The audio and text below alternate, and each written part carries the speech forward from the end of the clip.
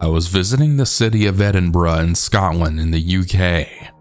I'd never been before, but the city is very walkable with great public transport, so I felt pretty confident navigating it.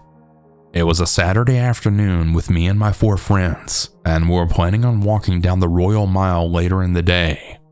There's a street, and I think it's called Guthrie Street, and it has a lot of steps that take you to another area.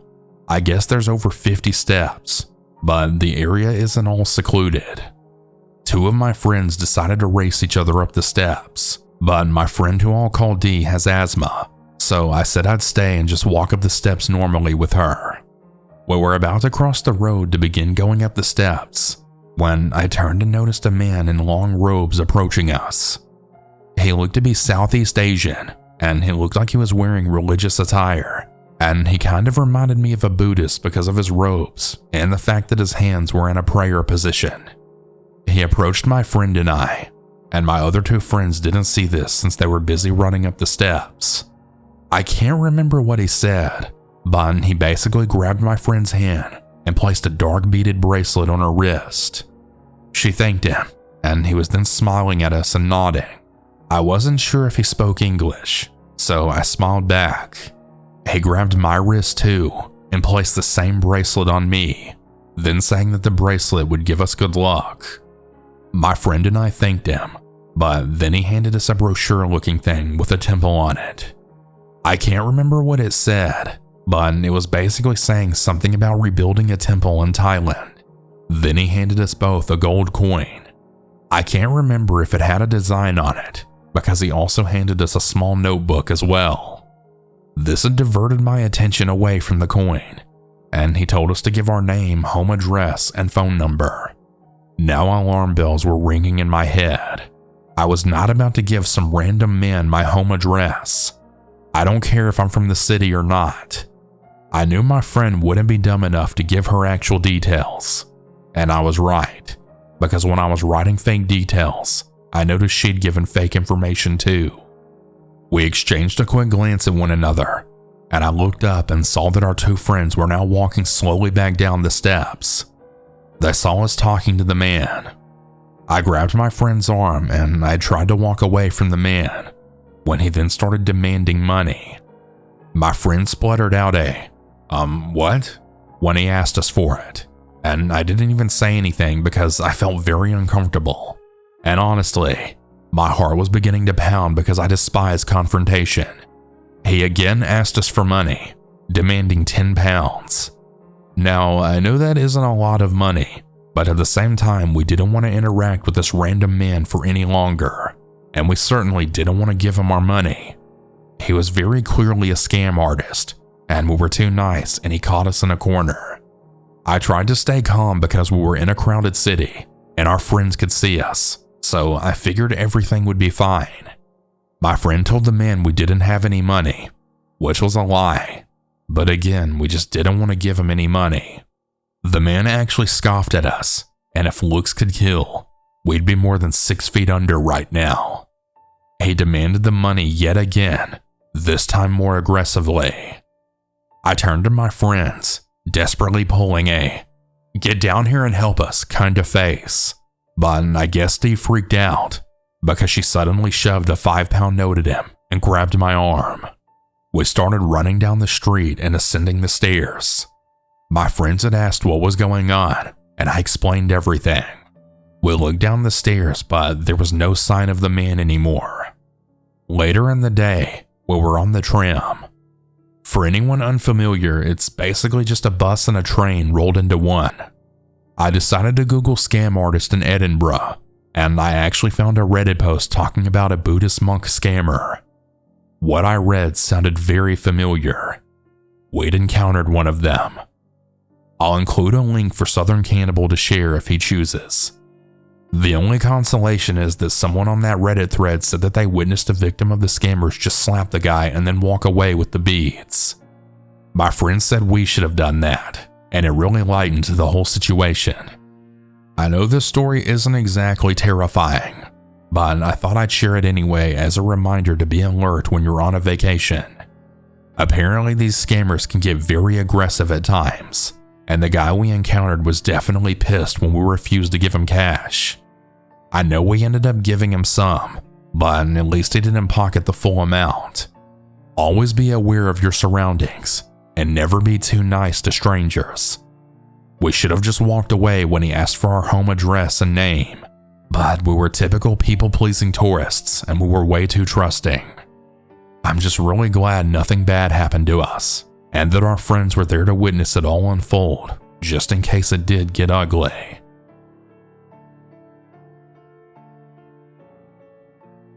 My name is Samantha. I live in a small town in Canada, and in my town, everyone knows everyone. The story occurred when I was 11. I wanted to go hang out with a friend who lived around the block from me, so I got my shoes and headed out the door. I would say it was around 10 a.m. when this all occurred. Now, before I continue this story, I'll make it known that I was a friendly kid, so I would wave at a stranger because I had never had a stranger danger vibe until that day. So it's summertime, and as I'm walking down the street, I see this guy riding a bike, and he looked to be in his mid-40s. He was skinny and very tan, and he had a black and gray beard and hair. One thing I was a bit scared of were his eyes. They were just open so widely, as if he couldn't blink. So as I wave at him, he locks eyes with me, and I kind of just brushed it off. So I just continue to walk to my friend's house, and as I'm about to turn the corner, I then hear, "Hey!" I turn around thinking it's my dad calling for me, but it's that guy. He rides up to me, and he never gave me his name, but he's asking me all these personal questions. Like what's my name, do I live close, and what I'm doing here alone. Just very sketchy questions to be asking an 11-year-old child who's minding her own business. I actually gave him my name stupidly, but I never told him where I lived because my parents always told me to keep things like your address and full name enclosed if you feel uncomfortable. After I gave him minimalistic answers, he then looks like he's getting ready to leave, but then says, "I'm gonna be taking off now. Do you think I could get a quick hug?" Mind you, I'm 11 years old and he's probably like 43 or something. I kinda just look around but then say sure, because I mean it is just a hug, until he then asked me, "Okay, but what about a kiss now?" I literally just froze up and had no response, but he must have taken my shocked face and turned it into a yes. He then leans in from his bike and kisses me right on the lips. I was frozen. No words, no movement, but all I wanted to do was run away and run home where I felt safe. But I knew he was on a bike and he was going to be a lot faster than me. Plus, if I were to run away back home, he would then find out where I live. He starts to ride away until he then asked me 2 more questions. "Hey, so if I ever see you around, maybe I could take you to the park sometime." Yeah, maybe. But before he leaves me alone, he asks, "Okay, I'm going to be honest. Would you possibly want to be girlfriend or boyfriend?" Keep in mind, I'm an 11-year-old girl at this point, whose only ever crush was Justin Bieber, so I reply back with, "No, sorry, I already have a boyfriend." He then gives me the most disgusted look ever, then rides off on his bike down the street where my friend lives. I then took 2 steps to go see my friend, but then something told me that something bad just happened and that I needed to tell my parents. I then turned around and ran as fast as I could all the way back home.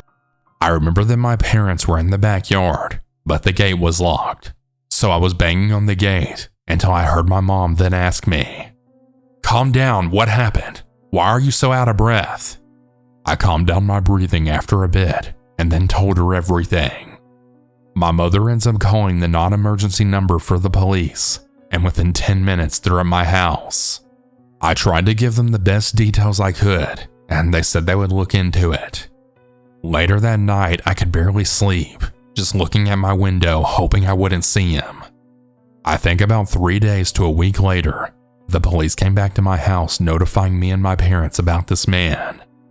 Now, I forgot his name, but he was in fact in his mid-40s. But one thing they couldn't do was charge him because he was apparently mentally challenged. They told us that he has age regression. Age regression is a term for when an individual mentally and emotionally returns to a younger age. This can be a choice to help relieve stress, a symptom of a mental illness, or a therapeutic aid. But they did say they would do monthly checkups on him. I'm now 17, and it's my last year in high school. And still to this day, I see him walking around town and past my house. I know that he doesn't recognize me anymore due to me growing up, but he still looks like the same man who walked up to me and made me realize what stranger danger is. Still seeing him walk around town makes me think, has this happened to others and they just couldn't tell their parents and I was the one who caught him? All I have to say is always teach your children stranger danger, so that if this situation ever does occur, they'll know exactly what to do. Stay safe, everyone, and stay hungry.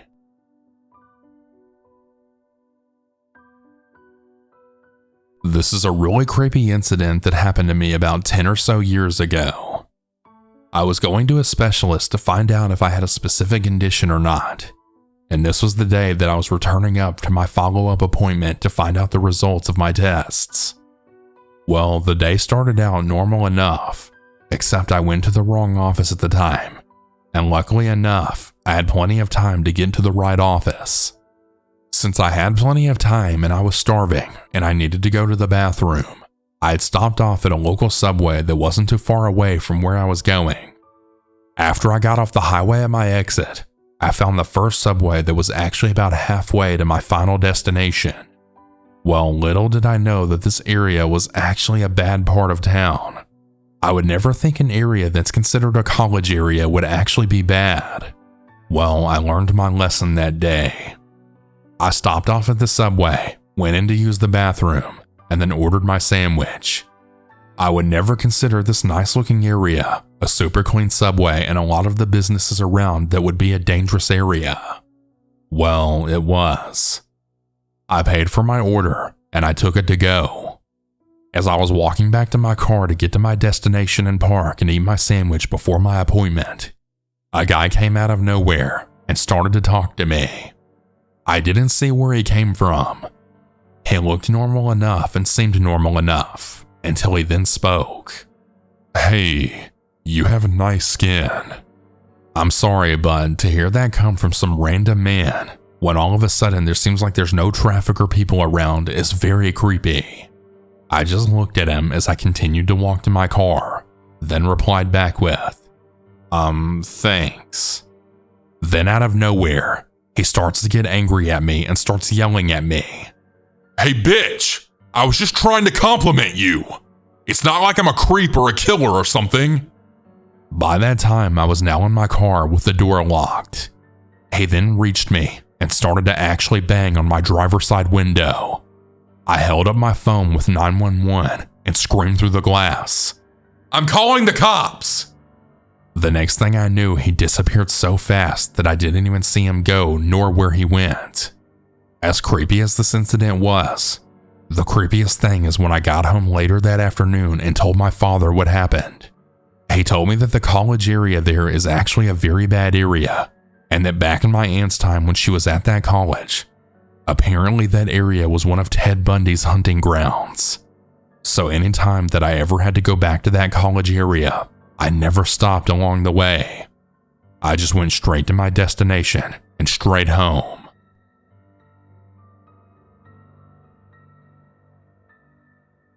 Several years ago, I had broke up with my good-for-nothing lazy ex.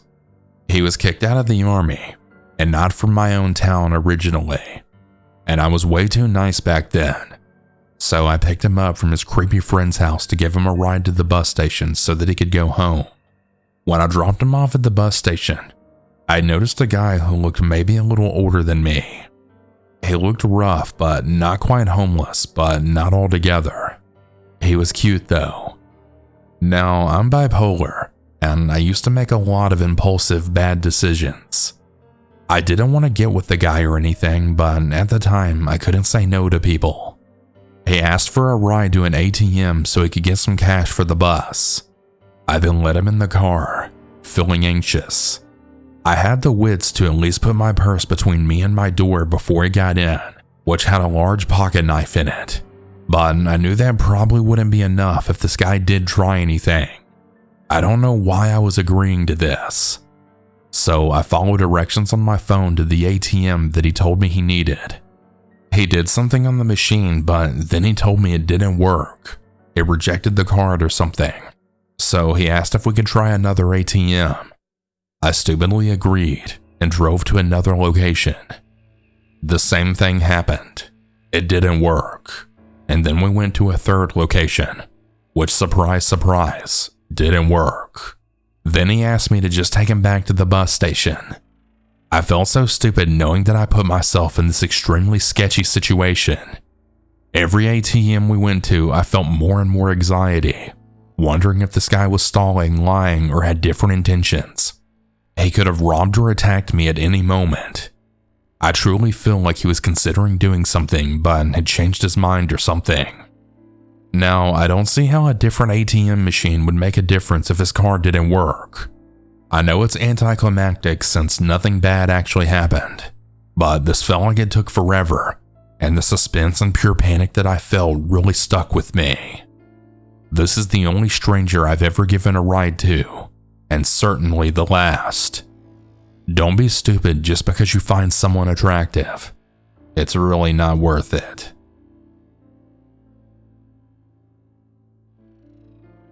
I listen to scary stories all the time, and I've never really had a bad experience myself, until a few days ago in my neighborhood. Let me start off by saying that my neighborhood is on the rough side of town, so when you're outside you really have to pay attention to all of your surroundings. But we also have some friendly residents in the neighborhood who look after people's children, so there is comfort in that. But anyways, let's get into the story. Apologies, but it's a rather long one. I was walking my dog at night around the 9 o'clock hour with my cousin. Typically I have to walk her about 3 or 4 times a day because she's a puppy and not quite potty trained yet. She's getting better, but still every once in a while she'll pee in the house. I normally walk with her on the back streets in my neighborhood, which are really dark streets, but I feel comfortable walking her in these areas because I can walk them in the morning, and I've never really encountered anyone weird. So to me, it was just another night of walking my dog. I think it's important to add that when I'm walking my dog at night, I always pay attention to every car that passes me, as well as every person riding a bicycle and every stranger walking in the street. I pay attention to everything. So when I noticed this particular beat-up blue car pass me multiple times, my antennas went up. Not to mention that the car had that old squeaky sound to it whenever it came to a halt at a corner, so it was impossible for me to miss. When it passed by us once during the walk, I didn't think much of it, but as I was nearing the block to my street, we had seen the car yet again. Isn't that the same car we'd seen on the last street? I asked my cousin as I watched the car pull closer to the corner that we were nearing. Yeah, I was just about to say that, my cousin said. We stopped at the corner to let the car pass, but instead it stopped at the corner as well, which was off-putting to me because it didn't have a stop sign. What is this car doing? My cousin asked as we still waited there for it to pass. I don't know, I said. I tried to get a look in the car, but I noticed that I couldn't see inside of it at all. In fact, the inside of his car was dark, and all I'd seen was a black figure sitting in the driver's seat. What disturbed me even more was that the more that I looked into the car, the harder it seemed as though the person looked back at me. Suddenly, I started to get a really weird feeling in my stomach. Come on, let's just go around the car, I said to my cousin as I directed my dog around his vehicle. I couldn't help but notice that as we walked around his car, his head had followed us with every step that we took. Once we got around the car, they finally made a left turn, but not before looking back in our direction. By this point, my cousin was clearly freaked out. Come on, let's walk this way, she suggested. but the way she wanted us to walk will take us 3 blocks away from my house when we were only 1 block away. Now, I understood that she was afraid, but ultimately I knew that in my mind that if anything else sketchy happened, that I would take off running towards my house, and unfortunately, that's exactly what we had to do. My cousin tried to ease her nerves by changing the subject, but my mind was still on the car as I could still see it down the street. It went down 1 block and stopped at the stop sign. It then went down the 2nd block and did the same. I told myself in my head that as soon as it went down the 3rd block and made a turn, that I would tell my cousin to then book it to the house. So when I see that car was making a left turn, I was beginning to tell my cousin to make a run for it, until I'd then seen the reverse lights come on in the car. "Oh my God, they're backing up," my cousin yelled. "Okay, let's go," I said as we took off down the street. Of course, my dog outran the both of us. The way that person put their car in reverse and came speeding down the street really scared the hell out of me. When we finally got to my house, we ran inside and caught our breaths. I told my cousin to hold my dog so I could look outside towards the street just to see if the car had passed by. I was standing there for about 5 minutes, and fortunately I had never seen the car pass down our street. "What the hell just happened?" my cousin asked. "I have no idea, but that was scary as hell," I replied. That night I could barely sleep. I actually woke up in the middle of the night with that black figure still in my head, as well as the sound of the car's squeaky brakes ringing in my ears. For the life of me, I couldn't understand why I couldn't just get this memory out of my head. But then it dawned on me. The car started to look familiar to me. I realized that I had first seen this car when I was taking a morning walk with my 2 cousins and my sister in my neighborhood. The car had passed by us twice, and then the second time it passed, it drove by us really slow. Of course, all of us noticed the car, but it was impossible to see inside of it, so we continued our walk back home and thought nothing of it. The second time I'd seen this car is when I was walking home from work. It had passed by me, and as soon as I saw it, I knew it was the same car from that day. As I was nearing the corner to my street, I noticed the car was parked on the side of the road in front of an empty field. I immediately stopped when I saw it. I eased closer to the street behind this tree to see if anyone was in the car, and in fact there was. It looked as though he was just sitting there. I felt completely uncomfortable continuing my walk home. I thought to take another road, but that would take me further away from my house. So instead I turned around and walked back towards my bus stop. I was scared, of course, but I remembered I passed a girl on her porch, and if anything, I would explain to her the situation and see if she would feel comfortable walking with me the rest of the way. But I suddenly remembered my pocket knife in my purse. I took it out and walked back to the tree to see if the car had left. It hadn't. At this point, I was extremely afraid, but surprisingly getting angry. Suddenly, I saw the car ease back onto the street and drive off slowly. I was relieved. As soon as it drove down the road, I booked it to my house. I couldn't believe what had just happened. So I guess you guys can understand why my cousin and I were scared shitless that night. I couldn't understand why that car didn't just continue driving when they clearly didn't have a stop sign. It really is a shame how much women fear for their safety. It's really disgusting that we have to look over our shoulders no matter the hour of the day. Hey everyone, I hope you all enjoyed these stories. If you ever want to submit your own, you can do so at southerncannibal.com. Have a good night, everyone. And remember to always stay hungry.